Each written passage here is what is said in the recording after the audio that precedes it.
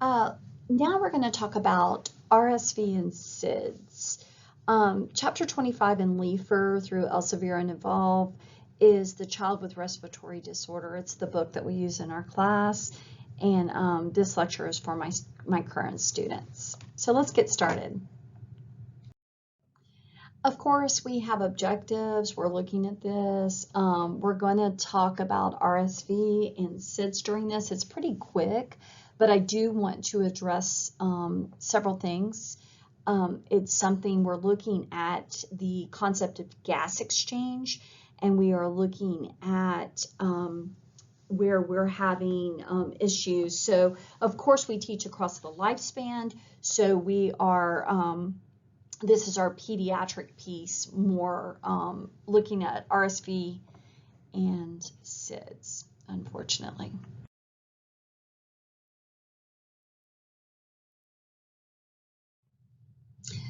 So we're looking at the respiratory system in a child. It's interesting, this picture. I like it. Kind of shows you they're smaller, of course. We're looking at things, but if you look over where it breaks down the system, oxygen consumption is high in children in proportion to their body size. Their metabolic rate is higher than in adults, something that we need to know. Surfactant is lacking in preterm infants, which contributes to respiratory distress syndrome. Chest wall retractions are common in infants with respiratory problems because the chest wall is supple, and unlike as we get older. But it's really good, and it just gives you a quick little anatomy piece of what we're looking at. Infants will breathe, and toddlers through their mouth. They're just different things. So we need to actually review those systems. So for my students, make sure you kind of read through and review your respiratory system just for understanding. Because if you understand that, of what's going on, the airway diameter is smaller in children, which increases the potential for obstruction. So if you understand that, then you'll be able to grasp the disease process or whatever we're talking about when we're talking about children, or if we're talking about adults or elderly, or whichever patient that we're looking at. So when we're looking at this slide, we're looking at a pediatric patient, child that is in distress. So we're going to see grunting sounds on expiration and stridor. It's a crowing sound if you've not on inspiration. It's very scary to see a child in respiratory distress. We'll have flaring nares. I talked about that in another video with COPD. We'll use the accessory muscles will increase for while they're trying to breathe. We'll have rales, rhonchi, and wheezing. We can have cyanosis. They can have clapping of fingers. This patient is not doing well. So this is something to kind of look at. I just like for you to see. One thing about respiratory distress patients, I don't care if they're small children or if they're elderly, they become restless and confused. There's things that go on because of the process of not oxygenating correctly or the struggle to breathe. Also, to diagnose RSV, we need to do a RSV antigen wash. We'll wash. It needs to be placed on ice. And sent to the lab to see if they have RSV. It needs to go immediately. It can't sit on ice for a while. It needs to be put on ice and taken immediately for the diagnosis to take place.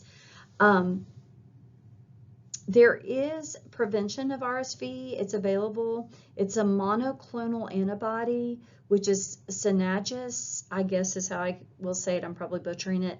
You can give it monthly intramuscular injections. You do it on the onset of the RSV season, and then you stop doing it when it ends. And the season usually is from November through March. So this will hopefully help prevent any high-risk child that could really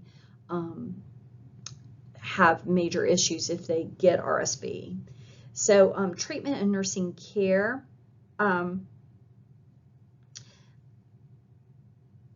They're usually assigned we need to make sure we're not spreading it to other children. So infants with RSV infection should be assigned to personnel who are not caring for other patients that are at high risk.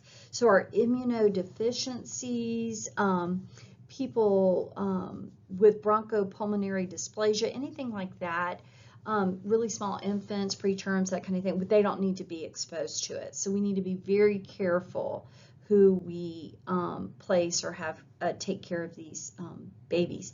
The other thing too is if we're giving the antibody, it's a powder form, we'll remix it, and it's good only 6 hours after reconstitution, so you know. They're going to be tachypnic, these RSV, when we have an ineffective breathing pattern. From the RSV from infants, we're going to have tachypnea. They're going to have increased respirations. And if you know anything about infants, they breathe fast anyway. So they're going to even breathe even faster. They're going to be tachycardic. But this is the thing you need to realize. Write it in your notes. If a child who has been wheezing and suddenly has a quiet, quote unquote, chest, all of a sudden you don't hear anything, or on auscultation, they're at risk of respiratory arrest. If you're hearing something and all of a sudden it gets quiet, you're listening to chest in an infant and all of a sudden it gets quiet, you're behind the 8 ball. I mean, they're possibly going to respiratory arrest, so you need to be doing something. The higher pitch of the wheeze, the more constricted the airway. Just know that. We will have to probably suction these patients because the mucus can be causing obstruction also. So it's important. We worry about dehydration, fever. Make sure if they're not, watch their diapers by weighing them. Are they urinating enough? We need to make sure. And the reason behind it is they can dehydrate. We can give Pedialyte if needed. Inhaled bronchodilators or steroids are also helpful with RSV infections, just so you know. So we're going to dilate the bronchioles, and then we can also give steroids to help with inflammation. They have small airways. You've got to remember that. So they're at a really high risk. But for infants who have small airway size and are severely ill or hospitalized with RSV infection, and maybe at risk for wheezing and RAD, which is reactive airway disease later in life, just so you know. Now, unfortunately, we're going to just talk about SIDS, sudden infant death syndrome. It's a very sad topic. No one ever wants an infant to die, and so my heart just goes out to anyone who has lost a child, period. I don't care how old, but definitely a baby, an infant. That's very difficult. Sudden infant death syndrome, it's clinically defined as the sudden unexpected death of an apparently healthy infant between 2 weeks and 1 year of age.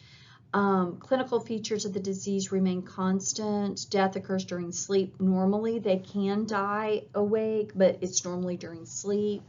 The infant does not cry or make any other sounds of distress. Mama wakes up, baby's not up, she goes to check on baby, and baby's passed.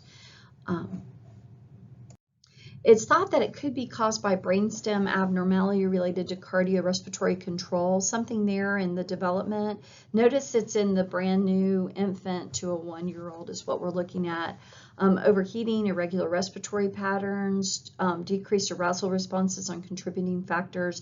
These things are taking place. These are things that are thought to be what could cause SIDS, but still the cause is unknown. Usually we see it in the first 6 months. So usually it's a much younger, can go up to a year, but we can usually see it in the first 6 months.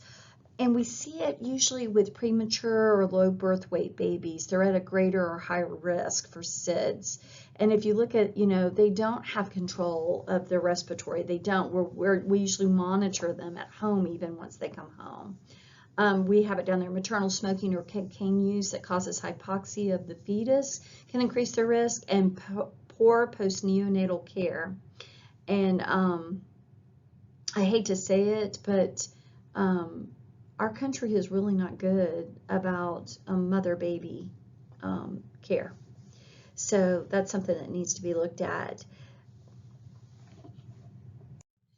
This slide actually is how to prevent SIDS. That's the one thing we can do is try to prevent it.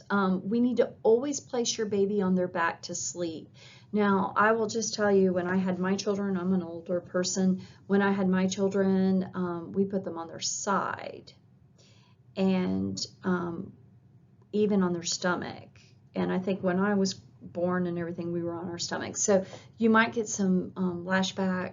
People can from older folks who still think that they should be placing them in other positions. But let's always place them on their back to sleep.